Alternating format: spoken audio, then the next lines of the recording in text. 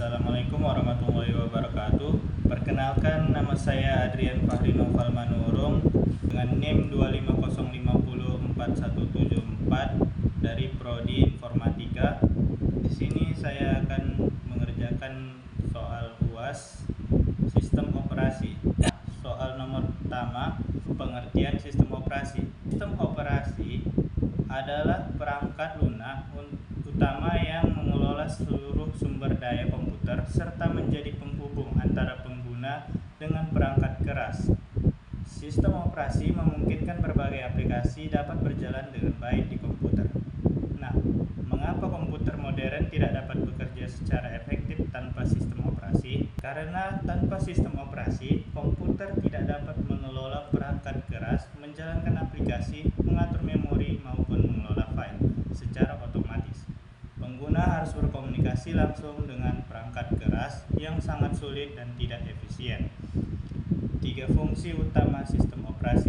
Yang pertama, mengelola proses atau proses manajemen, yaitu mengatur jalannya program yang sedang dieksekusi. Yang kedua ada mengelola memori atau memory management, yaitu mengalokasikan dan membebaskan memori sesuai kebutuhan program. Mengelola sistem berkas atau file management, yaitu menyimpan, mengatur, menghapus, dan mengakses file serta folder. Yang kedua, apa pengertian kernel? Kernel adalah inti dari sistem operasi yang bertugas mengendalikan komunikasi antara perangkat keras dengan perangkat lunak. Kernel memiliki hak akses tinggi terhadap seluruh sumber daya komputer. Cara kernel mengelola proses.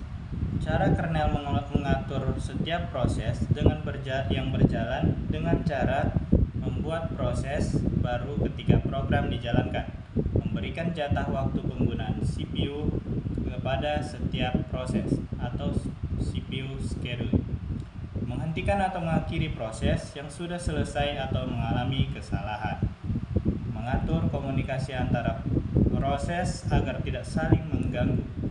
Fungsi PID atau Process ID.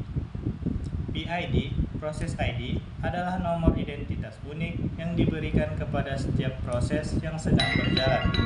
PID digunakan sistem operasi untuk mengenali, memantau, dan mengelola setiap proses secara tepat.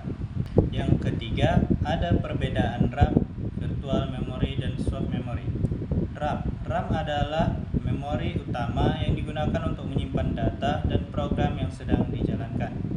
Virtual memory adalah teknik yang memungkinkan sistem operasi menggunakan sebagian ruang penyimpanan, hard disk atau SSD, sebagai tambahan memori sehingga program tetap dapat berjalan meskipun RAM hampir penuh. Swap memory adalah ruang khusus pada hard disk atau SSD yang digunakan untuk menyimpan sementara data dari RAM yang sedang tidak aktif. Mengapa sistem operasi masih membutuhkan swap meskipun RAM besar? Karena swap berfungsi sebagai cadangan ketika penggunaan RAM meningkat secara tiba-tiba.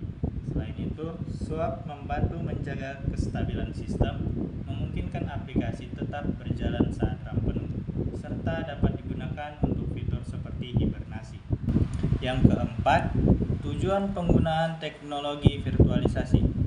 Virtualisasi bertujuan untuk menjalankan beberapa sistem operasi pada satu komputer fisik secara bersamaan tanpa harus memiliki banyak perangkat keras. Mengapa VirtualBox banyak digunakan dalam pembelajaran sistem operasi? Karena VirtualBox memungkinkan mahasiswa mencoba berbagai sistem operasi tanpa mengubah operasi utama, sehingga lebih aman dan praktis untuk praktikum. Kelebihan VirtualBox dapat menjalankan beberapa sistem operasi dalam satu komputer. Aman untuk praktik karena tidak mengganggu sistem operasi utama. Menghemat biaya karena tidak memerlukan komputer tambahan. Kekurangan VirtualBox yaitu performa mesin virtual lebih lambat dibandingkan menjalankan sistem operasi secara langsung atau native, terutama jika spesifikasi komputer terbatas. Di sini saya akan memilih Linux sebagai sistem operasi utama. Kenapa? karena tidak memerlukan biaya lisensi sehingga sangat cocok untuk laboratorium dengan anggaran terbatas, stabil dan ringan sehingga dapat berjalan dengan baik pada komputer dengan spesifik yang tidak terlalu tinggi. Keamanan lebih baik karena memiliki sistem hak akses penggunaan yang kuat dan lebih jarang menjadi target malware. Mudah digunakan sebagai server sehingga satu sistem operasi dapat digunakan baik untuk komputer praktikum maupun server penyimpanan data.